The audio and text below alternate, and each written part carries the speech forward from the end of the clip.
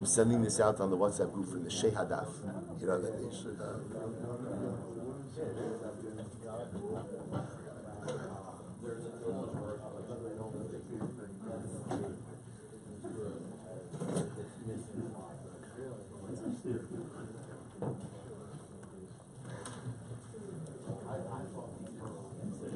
All right, Rabbi, say good morning. Let's begin with a beautiful daf ahead of us today. Today's daf is daf Yud 10. We are picking up on Tes Amud Beis 9b, and specifically picking up on 5 lines up from the bottom.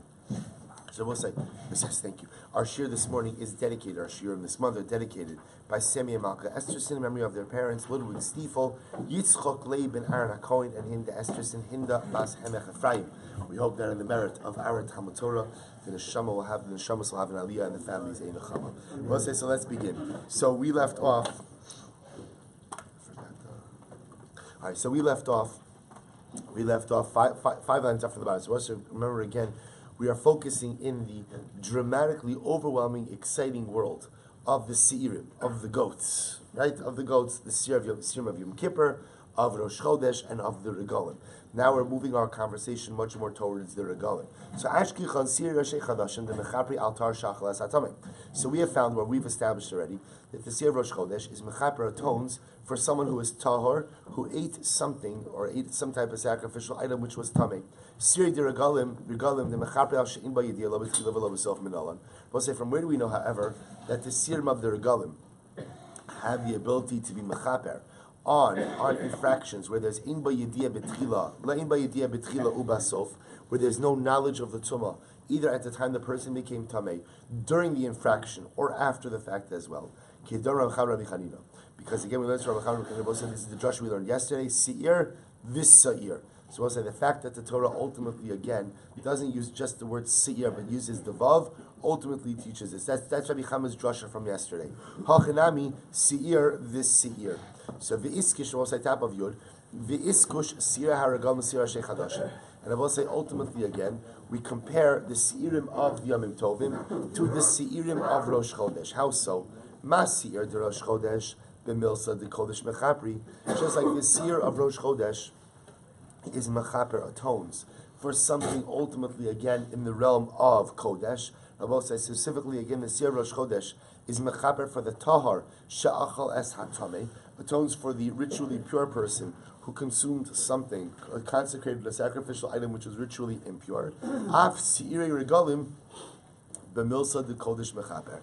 So to Rabbi say the Seirei de Regalim, the goat offerings of the Yomim Tovim, of the Regalim, the Milsa of the Kodesh Mechaper, is also ultimately again Mechaper for something in the realm of Kodesh, specifically for the case of the Tamei Sha'achal Es HaTahor, for someone who was ritually impure, who went ahead and ate something that was tar. Specifically, Rabbi say again what we're going to, V'chitema, specifically in the case of Ein Ba Yediyah B'Tchila, Ve'Ein Ba Yediyah B'Sof. Or maybe you'll say, why can't the Sirei de Regalim also be mechaper for that which Rosh Chodesh is mechaper? For another, we'll say, we constantly ask the same question, which is, why do you need all of these goat offerings? At the end of the day, why can't you go ahead and lump the kapara into multiple, or lump multiple kaparos into one seer? So the Gemara says over here, why don't you let the seer of the regalim be mechaper for that which Rosh Chodesh is mechaper? Harmin on osa, because we'll say the pasuk by Rosh Chodesh says osa. Osa no se avon, ve'in acher no se avon. It is only the seer of Rosh Chodesh that is mechaper for certain things, for its things, and nothing else can be mechaper for the seer of Rosh Chodesh. Maybe the seer of the regalim should be mechaper for Yom Kippur. In other words, we'll say, why doesn't the seer of the regalim take care of whatever the seer of Yom Kippur takes care of? Harminon achos bashana. Therefore, we'll say the pasuk of Yom Kippur says that the seer atones once a year. Kapara zu lo tehei ela achos bashana. We'll say teaches us ultimately again that which Yom Kippur atones for can only be atoned for once a year, i.e. by the seer of Yom Kippur. No other seer can atone for that which Yom Kippur atones for. So the Gemara says, Ela achas bashana. I'm sorry. Kapara zut lote ela achas bashana. So therefore, amai mechapri. So we'll say, so what is it then that the seer of the regalim are mechaper for? In other words, so what do What does the seer of the regalim? What does it atone for? So the Gemara says, "Iyal sheyesh ba yediyah betchila, v'yesh ba yediyah besof." So we'll say if it's mechaper, ultimately again on yesh ba yediyah betchila, v'yesh ba yediyah besof, where there's knowledge of the tumah in the beginning, and then again there's a lapse of awareness and the person becomes tummy, and then there's an awareness, a subsequent awareness again. Say if you want to say the tongue for yesh ba yediyah betchila, v'yesh ba yediyah besof, hi bar karbanu. We'll say that ultimately again is subject to the laws of carbon olevioret. Again, remember, v'yesh ba yediyah betchila, v'yesh ba yediyah besof is the paradigmatic case of carbon olevioret. So therefore, it can't be that seer of the regalim. So we'll say the assumption is that the seirim atone for things that can't be atoned for through regular karbanos, or at least again in the case of Yom Kippur, they're tola.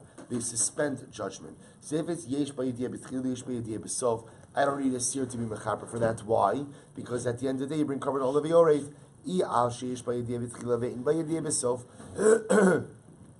And if it's for a case of yesh ba yediyah betchila, there's awareness in the beginning, then a lapse of awareness during the infraction, ve'ein ba yediyah besof, and there's no knowledge after the fact, then what Rabbi say? Hi siyar na'aseh b'fnei v'yom kippurim tola. So Rabbi say for yesh ba yediyah betchila, ve'ein ba yediyah besof, none of the seer are mechaper. Instead, what happens?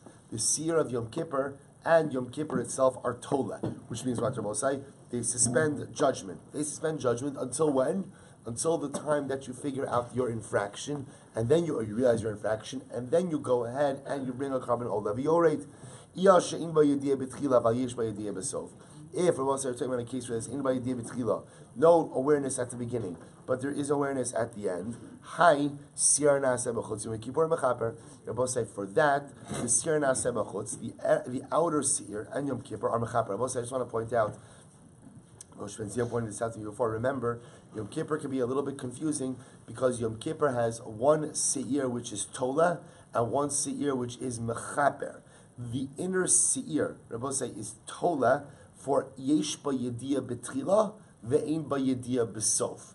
That's the case of Tliya, because remember, again, Rabbi say for that case where there's yesh ba yediyah betchila ve'ein ba yediyah besof, Rabbi say that case we're confident that what's going to happen eventually, I will become cognizant of my infraction, and therefore I will bring a carbon. Therefore, all I need is Yom Kippur and the siyar na'aseh b'fnim to suspend judgment against me until the time when I realize what I did wrong, and then I can bring a carbon to remedy it. That's the siyar na'aseh b'fnim, which is tola.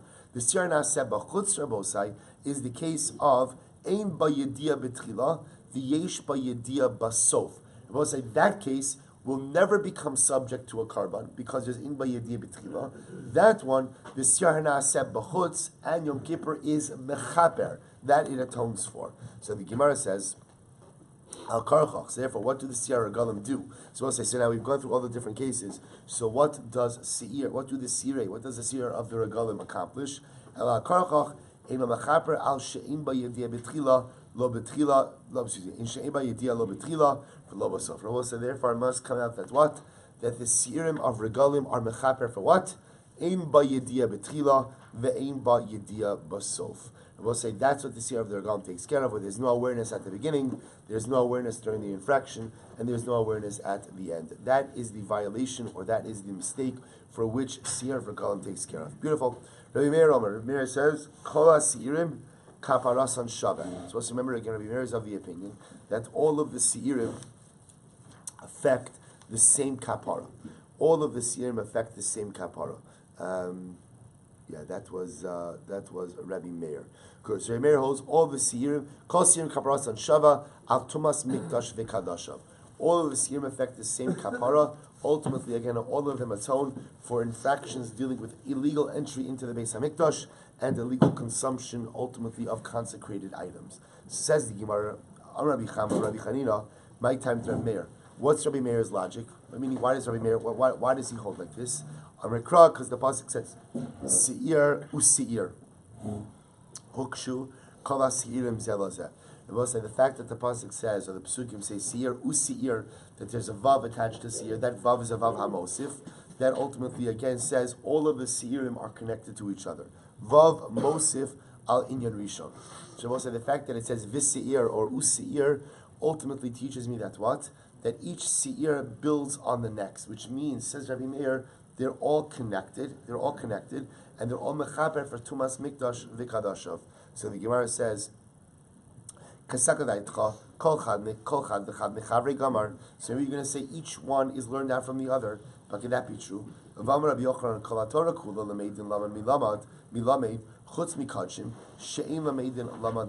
say here's the problem. Rabbi Yochanan says, throughout the entire Torah, you could learn out something from something which is learned out from something else. How does it say? I could learn out C, which is learned out from B, which is learned out from A. In other words, just because something in and of itself is not a primary source, but is learned out from a primary source, does not negate its ability to go ahead and be a source to learn out something from it. So if I learn out B from A, I can still learn out C from B, right? But however, that is true, says the Gemara, in all cases except from Kadshin. When it comes to Kadshin, anything to do with sacrificial items, we have to have a primary source to teach us a halacha. To which the how can you learn out seir from seir? To which the Gemara says halokashya kulu mikra gamri. Ultimately, kulu mikama gamri. They're all being learned out, I will say, from the initial seir. In other words, we're not learning out one seir from the next. Rather, we're learning out all of the seir from the primary seir, which we're gonna expound on that in just a moment. Teinach called the kasev bei useir. So we'll say that's fine for every circumstance in which it says useir or visseir with the vav. But we'll say so. In other words, if it doesn't just simply say seir, but it says useir or visseir, then I understand that it's linking it back to the mother seir, right? It's linking it back to the primary source. However, again, you have situations where it just says seir without the vav. For example, by Atzeres, by Shevuos, and by Yom Kippur, the lo ksiv by usir doesn't say usir with a vav minalan. So we'll say, how do I learn out those seirim? Rather, the pasuk says, "These shall you offer, or these shall you do to Hakadosh Baruch Hu, for Hakadosh Baruch Hu, on your Yamim Tovim." Hukshu kala moadim zkulan zeh lazeh. We'll say from here we see that what? That all of the Yamim Tovim ultimately again will link to one another. So we'll say essentially we have two different drashas. Everything, the fact that Rabbi Meir says all of the seirim are of one family or are of one approach, and we'll say that comes out from the fact that they're all learned out from the primary seir. But what about the fact that and they all build on each other as evidenced by the fact of useir or visir. The vav connects one to the other. What about Atzeres? What about Shevuos and Yom Kippur, which have no vav by their seir? So they're grouped. All the Yom Tovim are grouped together from the pasuk of Kol Ham. Eila Tasul Hashem Moadechem. The fact that it links together all of the Yom Tovim ultimately groups even Yom Kippur and Shevuos in that grouping. So the Gemara goes weiter. Vaha Rosh Chodesh Lav Moed. But one second, Rosh Chodesh is not a Yom Tiv. I was supposed to say that how do you group Rosh Chodesh in this? Rosh Chodesh is not a Moed. To which the Gemara says, Ivra Rosh Chodesh Nami Ikri Moed. It's not true. Or I should say, it's true. Rosh Chodesh is also called a Yom Tiv. It's also called a Moed. We'll say, where do we know that from? Kido Amra Abaye, as Abaye says, Kido Amra Abaye, I'm sorry, Amra Abaye, Tammuz Dahi Shasa Miluye Malyuhu. We'll say, Tammuz of that year. Now, what year are we referring to? So that year ultimately again refers to the year that Moshe Rabbeinu sent the Meraglim. The year that Moshe Rabbeinu sent the Meraglim, Tammuz was a complete month, i.e. 30 days. V'chsiv, because the pasuk says, Kara alai moed lishbor bachurai. Because it will say ultimately again, the pasuk says, you called upon me an appointed time, lishbor bachurai, to break my young ones. So we'll say the pasuk over here is from Eicha, and the Kara alai moed means you set for me a time during the month. Now the point over here is you see that the month, in this case it's a reference to Tisha B'Av, but the month itself is also called a moed. So because of that, we could group ultimately Rosh Chodesh together with the other Siri Harakalim as well. Take a look at Rashi for just a moment. Kara alai moed. So first of all, we'll say, I'm sorry, just go back for 1 second. The previous Rashi, Kulhu, Rashi says, Mirosh Chodesh Gamri, Litar Sha'achal Esatame, Rosh Chodesh Minaihu, Minaihu L'She'in Ba Yediyah Klal. V'kulu Midyam Kippurim Lo Inhain Yidla'in Yan Yediyah B'tchila V'yeshman Yediyah B'sof. So I'll say the point the Gemara is making over here, according to the switch of Rabbi Meir, everything pretty much is being learned out from the seir of Rosh Chodesh. Now what we've just done is we've just grouped Rosh Chodesh together with the Mo'adim. How so? Take a look at that Rashi. Kara alai Moed, the Maseches Tainis, Tammuz dahi shasa shashana hashniya le'Yisrael. In the Tammuz of that year, when Moshe Rabbeinu sent the Meraglim, which was the second year that we had left Egypt, so he says, Be'esra v'tisha v'sivan malyude malyua l'Tammuz. Lefichach ira bo yom chazaras Meraglim b'shmona ba'av, v'yivkua am balayla hu b'tisha b'av, b'chu b'chiyah shalchina v'ukfu lahem b'chiyah l'dor. So we'll say, we know working backwards, ultimately again, the Meraglim come back on the 8th of Av. They come back on the 8th of Av. They delivered their report on the 8th of Av. That night, Klal Yisrael cries over the disastrous report of the Meraglim. That night was Tisha B'Av. So that's where HaKadosh Baruch Hu says, you cried B'chiyah Shalchinam, you cried for no reason. I will go and establish this day as a day for you as B'chiyah L'Doros. So we'll say, but for our purposes, why this matters is because Rosh Chodesh could be grouped together with the Mo'adim. Amar Rabbi Yochanan. Rabbi Yochanan says the following. Umod Rabbi Meir, B'Sa'ir Na'aseh B'fnim, Shu'enu Mechaper Kaparasan, V'hein Enu Mechaper Kaparaso. So Rabbi Yochanan says, Rabbi Meir agrees that for the Sa'ir Na'aseh B'fnim, for the inner Sa'ir, this is by Yom Kippur, the inner Sa'ir of Yom Kippur, that the Sa'ir of Yom Kippur cannot be Mechaper for that which the other Sa'irim are Mechaper, and the other Sa'irim cannot go ahead and be Mechaper for that which the Sa'ir of Yom Kippur, the Pnim, is Mechaper. How so? Who ain't a Mechaper Kaparasan? So we'll say ultimately again, the Sa'ir of Yom Kippur cannot be Mechaper. Ultimately again, what the other Sa'irim are able to do, how so? Kapara achas mechaber ve'inu mechaber shtei kaparos. Because Rabbi said the Sa'ir Na'aseh B'fnim, the inner Sa'ir of Yom Kippur, only has the ability to be mechaber for one thing. So it has the ability to be mechaber for its thing, but for nothing else. Hein einer mechaber in kaparoso. The other Sa'irim don't have the ability to be mechaber for that which Yom Kippur can be mechaber. Why? Amakra, because the pasuk says achos bashana kapara zu lote ela achos bashana. Because the pasuk says the kapara of Yom Kippur occurs once a year. Therefore, that which the Sa'ir of Yom Kippur is mechaber for can only be mechuper, can only be atoned for once a year. We'll say first wide line Yud Amud. We have a brayso that supports this. Tayyam Yachi al she'im ba yediya lo betchila v'lo b'sof. We'll say in a case where there is no yediya betchila b'sof, no knowledge of the tumah, both at the time the tumah occurred, as well as during the infection, as well as after the fact. Or I will say, for that matter, for that which there is yediyah betchila but no yediyah b'sof, or v'avtar she'achal es hatamei, or for a tar who went ahead and ate from that which was tamei, or siri haragalim, siri rashi chadashim, usir na'aseh b'chutz mechaprim div Rabbi Meir. So we'll say, here's Rabbi Meir the Shitasa. Rabbi Meir says, all of the seirim go ahead and atone for the same things. So yesh b'yediyah b'tchila v'ein b'yediyah b'sof. So I will say all of these cases, Rabbi Meir's model, the seirim of Rosh Chodesh, of the regalim, and the seir hana'aseh b'chutz, the outer seir of Yom Kippur, are all mechaper for the same things. V'ilu seir na'aseh b'fnim shayre v'shayre v'kaparas anami shayre. But I will say, what do you see from here? What's missing from this list? The seir na'aseh b'fnim, the inner goat of Yom Kippur, I will say, is a kapara unto itself. That is not grouped together with the other Seirim. It's left off the list. Its kapara is left off the list because it will say that is mechaber for yesh ba yediyah betchila ve'in ba yediyah basof. It will say, remember again, as we said before, the Seir Na'aseh B'fnim has the unique ability to do something other than kapara. What does it have the ability to do? To be tola. It has the ability to suspend judgment, and therefore it focuses on one particular type of infraction of yesh ba yediyah betchila ve'in ba yediyah b'sof. Because if it's yesh ba yediyah b'tchila ve'in ba yediyah b'sof, then what Rabbi will say? There will come a time where I will have to bring a carbon. When I recognize what I did was wrong. But l'maisa, up until that point, the Seir Na'aseh B'fnim has the ability to be told to suspend judgment against me. Good. So we'll say ultimately again, Rabbi Shimon says that the Seir of Rosh Chodesh has the ability to go ahead and be mechaper for a tahar she'achal es hatamei, for ultimately again someone who is tahar, who consumed something which was ritually impure. So says the Gemara.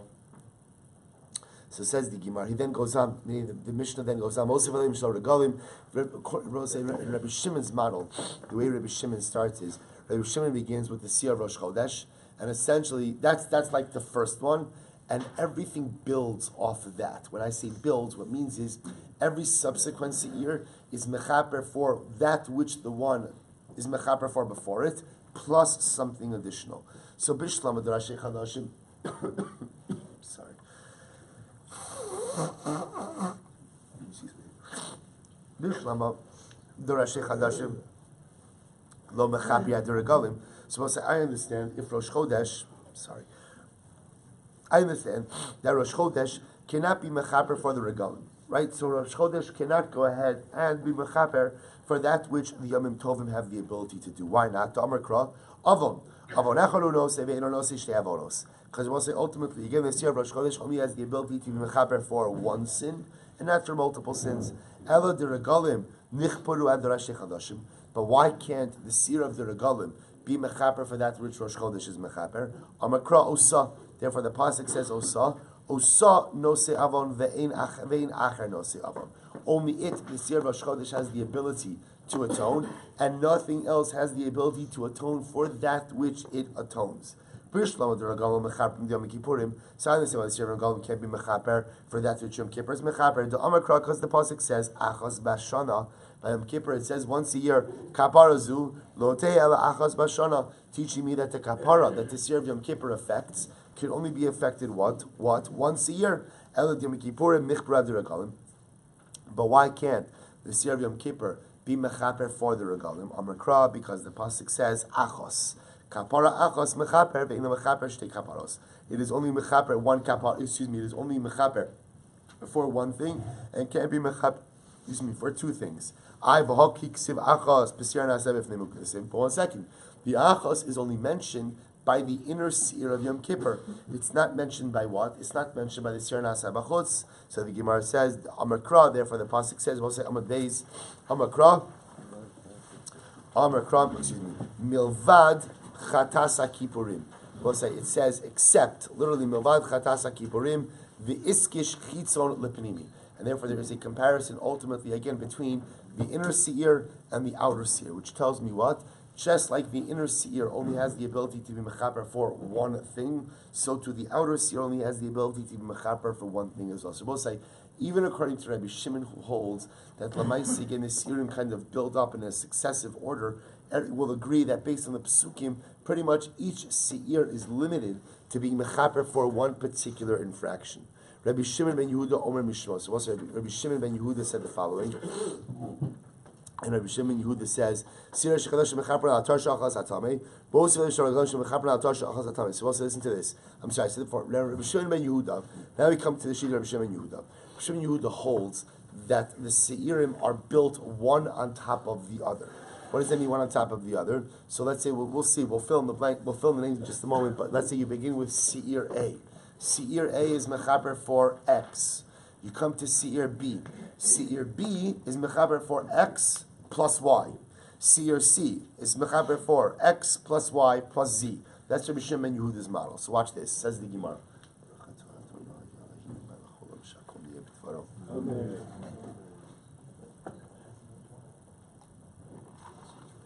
So says the Gemara. Says the Gemara, Rabbi Shimon Yehuda Omer Mishmo, Maishna Derashi Chadashim, Dilo Mechapri Arigolim. Why is it that the seer of Rosh Chodesh is not mechaper for that which the regalim is mechaper? So says the Gemara, the Amakra, because the pasuk says Avon Echad no say Ve'ino no say Shtei Avonos. Because it will say very simply, by the seer of Rosh Chodesh, it says Avon. It will atone for the sin. For one sin it could atone, but for multiple sins it cannot atone. Dirigalim nabi lo nechapru ad rashi chadashim. So if that's the case, then the serum of the regalim should also not be mechaper for that which Rosh Chodesh does. Because you also remember again, in Rabbi Shimon's model, starting with Rosh Chodesh, built on Rosh Chodesh is the regalim, which means in Rabbi Shimon ben Yehuda's model, anything that the seer of Rosh Chodesh is mechaper for, the seer of the regalim also has the ability to be mechaper for. So if that's the case again, why should we say that? We should say that the seer of regalim does not have the ability to be mechaper for Rosh Chodesh. Why not? Damakra Osa no say avon ve'ein acher no say avon. The seer of Rosh Chodesh should be able to atone for itself. So for itself, it could atone. In other words, but nothing else should be able to atone for that which the Siyar Rosh Chodesh is able to atone. To which the Gemara says, Osa lo mashmalei. Rabbi Shimon Yehuda doesn't hold of the drasha of Osa. He doesn't hold of the drasha. Okay. He will say, why is it that the Siyar of the Regalim don't have the ability to be mechaper for that which Yom Kippur is mechaper? Because the pasuk says that by Yom Kippur, the atonement of Yom Kippur is once a year. Kapara zu lo te ela achas bashana. The kapara of Yom Kippur can only occur once a year. Ihachi Yom Kippurim nami lo nichbara the regalim. If that's the case, then the Siyar of Yom Kippur should not be mechaper on that which the regalim can be mechaper. Also remember again in Rabbi Shimon Yehuda's model, the Siyar of Yom Kippur is the top of the pyramid, which means what? That it could ultimately go ahead and atone for everything that came before it. So if that's the case, why should that be true? After all, achas ksiv, by Yom Kippur it says achos, kapara achos mechaper ve'ino mechaper shtei kaparos. Yom Kippur could atone for one thing, but it should be able to atone for multiple things, to which the Gemara says, achas la mashmalei. So ultimately, again, Rav Shimon Yehuda doesn't darshan achos. Okay, so the Gemara says, amai. So what's going on over here? What meaning? Why not? Because I will say ultimately again, why doesn't Rabbi Shimon Yehuda darshan achos? Because achos is written in the context of siyar nasa b'fnim, of the inner siyar of Yom Kippur. So if that's the case, then even the siyar of regalim, she mechaper for that which Yom Kippur is mechaper. Why? Because ultimately again, the achos ultimately again is written by siyar nasa b'fnim. To which the Gemara says, you're right. The olam achos mashmolei. In reality, Rav Shimon Yehuda darshins achos. So if that's the case that he darshins achos, so ultimately again, how could it be mechaper for more than one thing? Shani yachad amakra. The chiper Aaron al karnosav achas bashana. Ultimately, again, the pasuk says Aaron HaKohen will be mechaper al karnosav, on literally on the corners or the horns of the mizbeach once a year. What does this mean? Karnosav the mizbeach hapnimi hu de kapara achas mechaper ve'le mechaper shtei kaparos. It will say it is only the kapara of the mizbeach hapnimi, the inner mizbeach, ultimately again, that can only affect one level of kapara. But ultimately, again, for the outer mizbeach, you could even go ahead and atone for two different kaparos. So we'll say, remember again, the Gemara is about to start a new subject, which is actually quite fascinating. But before we get to that, so let's say to understand what the Gemara just put out of here is Rabbi Shimon Yehuda just has a dramatically different model than everyone else. Up until now, the focus has been on the idea that as much as there is some overlap between the seer, that we're learning them out, one from the other, but each of them atone for something different than the other.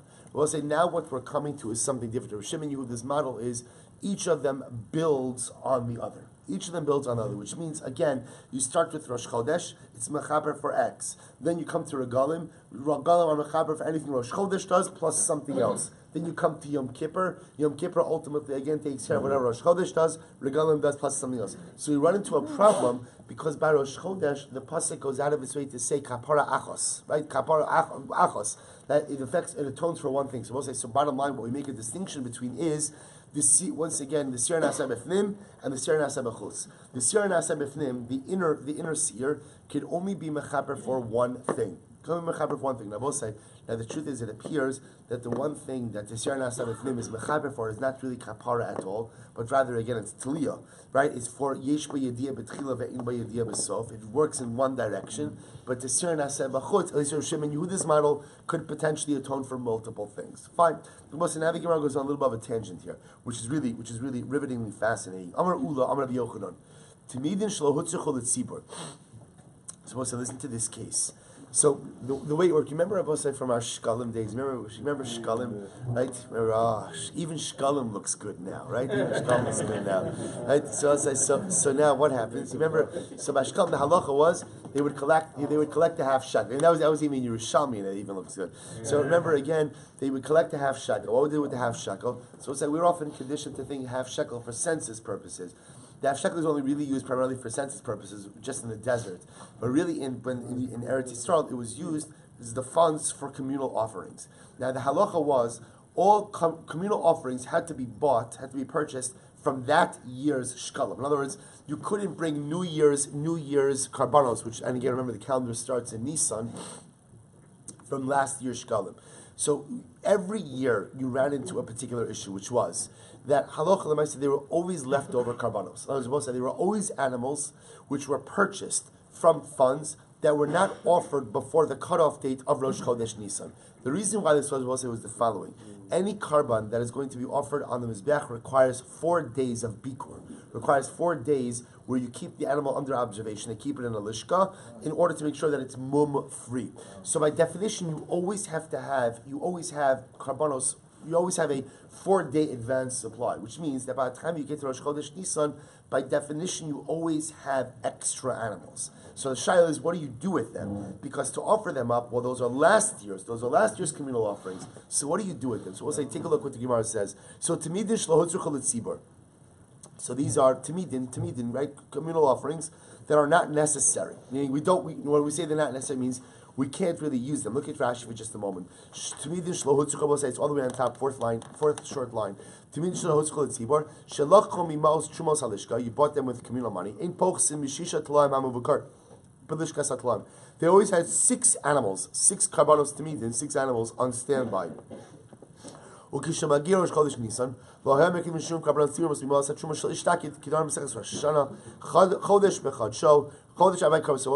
over here is that Lamaisa, again, you had at least 6 karbanos, 6 tulaim, 6 goats that were ready to be used as a carbon tamid that were left over at the end of the year. So what do you do with them? So the Gemara says, Ula says, niftin tamidin. You go ahead and you redeem them. Rabbi saying, now this is actually fascinating. Take a look at Rashi. Niftin tamimin. You could be polled to them. You can redeem them even though they are unblemished. What does this mean? Lachshir b'shanazu mechalin osa amos chulin v'osa amos yochol amos ratshuma yishana shosa mehen rikoi pachim tzibo lebeis kodesh kadoshim. So essentially what the Gemara says is the following. What you do is you deconsecrate the animals onto money. So what do you do? What do you do with the money? So we'll say that money effectively becomes like old shkalim. What do they do? Remember from our shkalim days? What do they do with leftover shkalim from the year? Essentially, we'll say they use it for what are they called? Capital improvements, right? You use it for bedek habayis. So you use it to improve the mizbeach. You under certain settings, you use it to improve the walls of Yerushalayim. So the idea is you use it for. So watch this. So I have 6 animals left over. I am the Beis Hamikdash. I'm the temple CFO, right? Which the Gizbar, which even if you're a Kohen, you are in the running. Not a Kohen, you're in the running for that position. I'm going to apply. I'm totally unqualified, but I'm going to apply. So as I said, the idea over here is that what happens? So I go ahead and I deconsecrate the animals onto money. I put that money into the coffers of last year's shkalim, which is then used for what? For bedek habayis, for temple repairs. Now we'll say, watch this chap. I now repurchase those animals with what? With this year's shkalim, and now use them as this year's karbanos. So I deconsecrate them onto old shkalim. I repurchase them with new shkalim and shalom al Yisrael. So says the Rabbi, listen to this. Yosef Rabbi, the Karmeli lahashmaita. So we'll say what happens. So Rabbi was going ahead. You're right. Rabbi was sitting, and he was told this particular ruling. Amar lei Rav Chisda man sayis lechol Rabbi Yochanan Rabcha. So we'll say Rabbi says Rav Chisda. Who said this to you? Excuse me, I'm sorry. Rabbi said this. Rabbi was sitting and he said over this ruling. Rav Chisda said, Man sayis l'chol Rabbi Yochanan Rabcha. Who told you this? And to Rabbi Yochanan, your Rabbi. In other words, that's ridiculous. That doesn't make any sense. Where did the kedusha of the animal go? They're both saying. Now understand. What the Gemara is saying is as follows. There are 2 different types of consecrated status. There's what's called kedushas damim and kedushas hadguf. Kedushas hadguf means the entity is inherently sanctified. Kedushas damim means it has financial sanctity. What's the nafkamina? What's the practical difference? The practical difference is something that has financial sanctity can be deconsecrated onto money. Something that has what we'll call inherent or physical sanctity cannot be deconsecrated onto money. The only time you could potentially deconsecrate it when is, let's say in the case of a carbon of an animal, is if it becomes a bal mum, if it develops a blemish. But otherwise, you can't deconsecrate it onto money. So comes along Rabba, Comes. So Rav Chisda, thank you. Comes along. Rav Chisda says, "What are you talking about?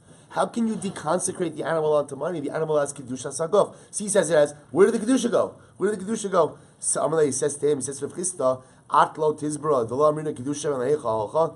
Do you not agree with the idea that we don't say where did the kedusha go? Or as we'll say, what does that mean? Do you not agree that of course we deconsecrate things? After all, we'll say, listen to this case. This is amazing. We'll say, this is. I know I see it a lot, but this is really amazing.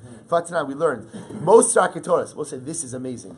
They had leftover ketores. So we'll say everything in the Beis Hamikdash had to be used in surplus. You always had to have a reserve. So there was a reserve of ketores, of incense. Also remember, ketores. There was only remember we saw this in Maseches Tainis.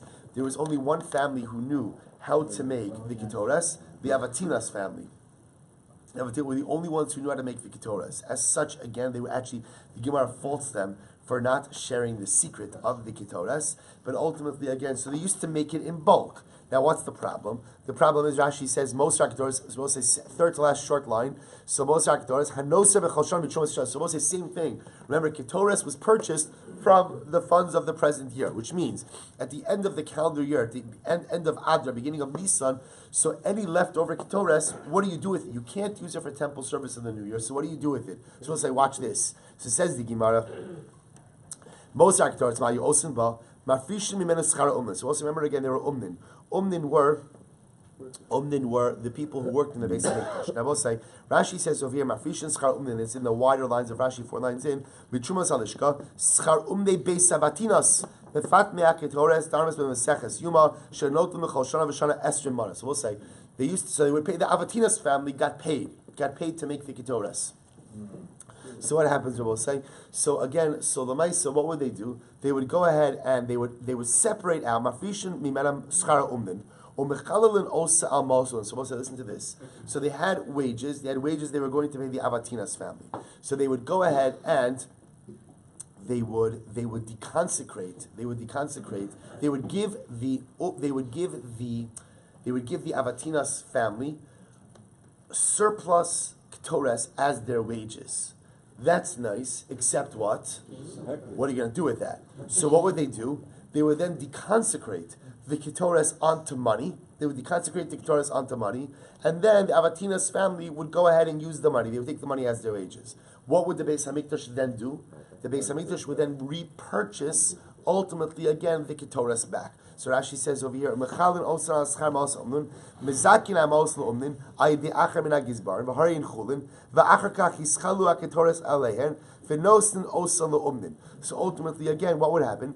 They would go ahead and they would set aside money for the umnin, aydi achar min ha'gizbarin, v'harin chulin, the money themselves are chulin, v'achar kach yischalu ha'ketores alehen, then the ketores ultimately, again, can be deconsecrated onto the money, v'nosin osa l'umnin, and we go ahead and we give the money to the umnin.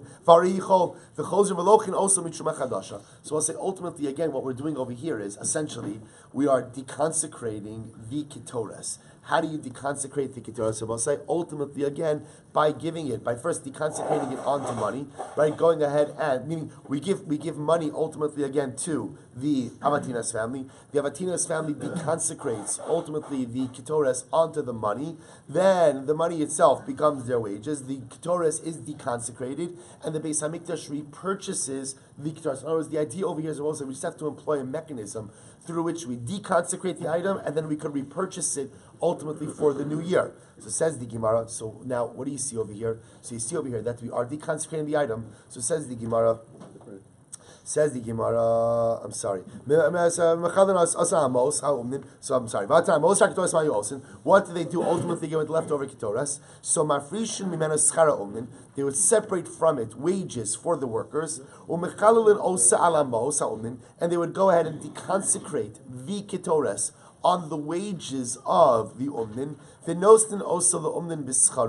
would then give it to the umnin as their wages, or they give the ketores to them as their wages. And then the Beis Hamikdash would repurchase the ketores from the umnin with the new money. How could they do this? Neima kedusha shema leichel. I will say same thing. Why don't we say, well, where did the kedusha go? So Amrulay ketores karet? No, that's not a good question. You're bringing up a kasha from ketores. Ketores shiny, the ketores kedushas domimhu. I will say ultimately again, everyone agrees that Ketores ultimately again is Kedushas Damim. We'll say, take a look at the top Rashi. Yud Aleph Amud Aleph, Ein Ba'ele Kedushas Damim, Shelachcha Mitrumas Halishka, Ava Bekli Lokach. We'll say, this is amazing. I skipped the Rashi before. What's the Havamina? That Ketores should have Kedushas Haguf. We'll say, what's the Havamina? The Havamina is that the Ketores is ground in the Beis HaMikdash. So I would have thought that the fact that it's ground in the Beis HaMikdash, it's ground in a utensil, obviously, that utensil is makdish it. That utensil consecrates it.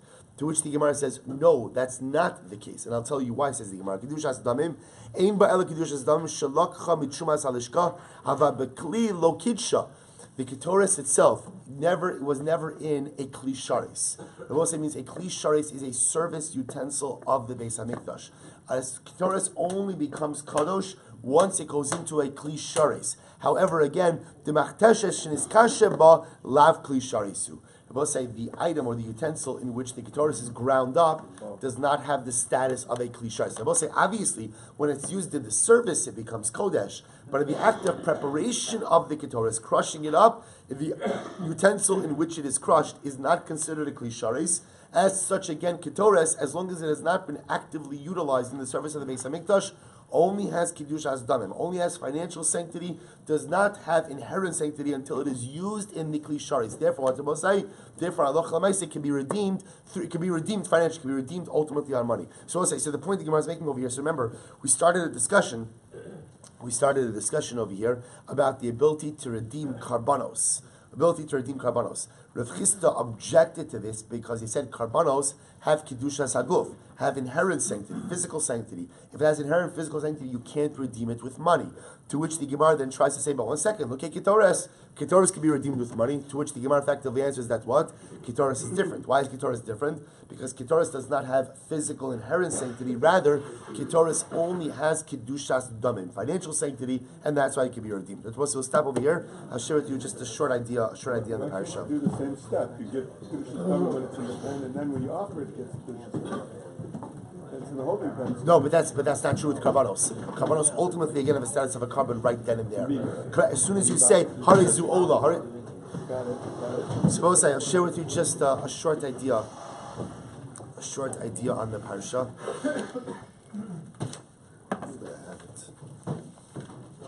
I forgot it. Okay, I have to tell it to you about that. So I'll say the pasuk says that when Yaakov Avinu goes ahead and tells it's alright, it's fine. Yaakov Avinu goes ahead and tells the children. It's not that I think it's fine. Yaakov Avinu sends out Yosef to go ahead and check on his brothers. So the pasuk says, I apologize, I don't have the chumash in front of me, the pasuk in front of me, but the pasuk says, it's fine, we have 2 minutes. The pasuk says that Yaakov tells Yosef, Lech ure'ei es shlom achacha ve'shlom hatzon. Go out and go and check on your brothers, right? Go and check on your brothers and how the tzon are doing. So we'll say, so again, the pashtus is a simple pasuk. Yaakov Avinu was sending Yosef on an errand and telling him to go check on what's happening with your brothers, what's happening with the sheep. So we'll say, so we know that there's no such thing as an innocuous statement in the Torah Kedosha. Every single word that's recorded, every single statement that's made, obviously has a profound impact. So the Rebbe of Simcha Bunim Shischa says something beautiful. He says, what does it mean when Yaakov Avinu says, Lech ure'es shlom achecha? So Yaakov Avinu was fully aware that there was discord between his sons. How is he fully aware? We know because he sees it at the beginning of the parsha. Because every single time Yosef goes ahead, thank you. Every single time that Yosef goes ahead and retells a dream, thank you. Every time that Yosef retells a dream, so what happens? So Yaakov is here. This is in Parak Lamed Zayin Pasuk Yudal. Thank you for the chumash. So go and see how your brothers are doing. So says the Rebbe of Simcha Bunim Shischa. So Yaakov Avinu knows that there's strife between his children. We know it. Because what happens? When Yosef retells the dreams, ultimately, again, Yaakov is standing there, and Yaakov Avinu sees the hatred. Yaakov Avinu sees the animosity. And that's why, again, even though, again, Yaakov believes that the dream foretells some type of future greatness, he tries to tell Yosef to stop. Furthermore, again, Yaakov Avinu actively hears that Yosef is bringing negative reports about his brothers to his father, meaning Yosef is speaking negatively about his brothers. So Yaakov sees the strife. And Yaakov, like every parent, is always heartbroken when his children don't get along. We all know, as parents we know it, and as children we know it, that what our parents want more than anything else, what we as parents want more than anything, for our children to get along. That's there should be shalom in the mishpacha, there should be shalom in the family. So the Rebbe says something so beautiful. That Yaakov Avinu wasn't simply sending Yosef just on an errand to go check on the sheep and check on the brothers, but he was telling him how to make shalom in the family. He tells him, Vayomer lo, lech na, re'ei es shalom achacha. Go and see the shleimus of your brothers. Go and see them in their totality. You see, the problem is that sometimes when we see people, all we see are their shortcomings. All we see are their flaws. All we see are because I will say for most of us, when you look at us, it's our flaws and it's our shortcomings that you see most notably, because those are the things that are often obvious, especially when you have a short encounter with an individual. The secret to proper interpersonal relationships, the secret to healthy life relationships, is the ability to lech re'ei es shlom achecha. Go and see the shleimus of your brother. Yes, every person has faults. Yes, every person has shortcomings. Every person has problems. Every person has deficiencies. But you can't look at people just through the lens of their deficiencies and their faults. You have to look at them in their shleimus. And if you look at a person, any person in their totality, although we may have many, many faults, we also have so much good. We also have so much beauty. We also have so much incredible holiness. And I will say this is true of every single person. Like the Gemara says that even the greatest avaryan in Klal Yisrael, even the greatest sinner, even the Jew is the greatest sinner, Mali mitzvos kerimon, ultimately again is filled with mitzvos like Rimon. I will say that's our job. To be able, when we look at each other, when we look at our brothers, to be able to see the good, even if it's not apparent. I've mentioned this before in the Mishnah in Pirkei Avos. So the Mishnah says, having me Talmidav shel Aaron, right? Go ahead and be of the disciples. Hillel says, be of the disciples of Aaron. Oiv esabrios umekarvan laTorah. Oiv shalom, rodev shalom. Love peace, pursue peace. Oiv esabrios umekarvan laTorah. Love brios, love creations, love people, and bring them close to Torah. So we'll say, so the Lubavitcher Rebbe the Baal Tanya asks, why does it say oiv esabrios, love creation? Meaning, I will say, what does it say? Oiv kol adam, or oiv es sayehudi, or oiv es achicha. Brios, I will say, is such a generic statement. Brios means human beings. So the Baal Tanya says, the only way to love a person is to see the good in them. You have to actively strive to see the good in the other individual. But what happens if I look and I see someone and I can't see any good in them? I can't see, there are some people like that, I can't see anything redeeming. The Baal Tanya says, even if the only redeeming thing you could say about this person is, at least he walks on 2 legs and not 4. He's not a cow, he's not a dog, he's not a chazer. He might be a chazer, but he's not a chazer, right? He's not at least a physical chazer. Even if the only redeeming thing I can see about a person is he's a bria, he's a human being, which makes him better than an animal. Even if that's all you could find, then go with it. I will say the secret to v'ahavterecha kamocha. You can't love someone unless you see the good in it. And I will say this is true also sometimes even in marriage in shalom bayis. Sometimes again a couple has a falling out, and sometimes it is so easy to define the relationship by that which is wrong or by that which is broken. And a person no longer looks at the relationship in the totality of the relationship. Yes, there are things that are wrong, and maybe there are many things that are wrong, and maybe some significant things that are wrong, but there's also so much that's good. There's so much that's beautiful. A person has a falling out with a friend. A person has a falling out with a family member. A person has a falling out with a parent. Whatever it is, often we define our relationships by the fallouts and the flaws. But says Yaakov Avinu to Yosef, you're fighting with your brothers. Lechna, you have to go out. You have to actively strive. Lechna means go out and try. Ure'ei es shlom achecha. Don't just see the mistakes of your brothers. Don't just see the faults of your brothers. Don't just see, again, the deficiencies of your brothers, but see their shleimus, see their good, see their beauty, see their holiness. Unfortunately, Yosef and his brothers learned this lesson a bit too late. Only had they learned it a bit earlier in the parasha, perhaps the catastrophic mechira of Yosef could have been avoided, and maybe the whole trajectory of Klal Yisrael might have been a bit different. But alas, they learned it a bit too late. But it's never too late to say for us. It's a brand new day. It's a brand new beginning. We're going into ending one week, beginning another week, and halavai we should be zocha. In Mir Hashem, to live this life of lecha, of lechna, to go out and to actively strive re'ei es shlom achecha, to be able to see the shleimus, the totality, and the beauty in one another. Shabbos. You know the joke about the Levi and the Bavarian? You should have seen his brother, he was worse.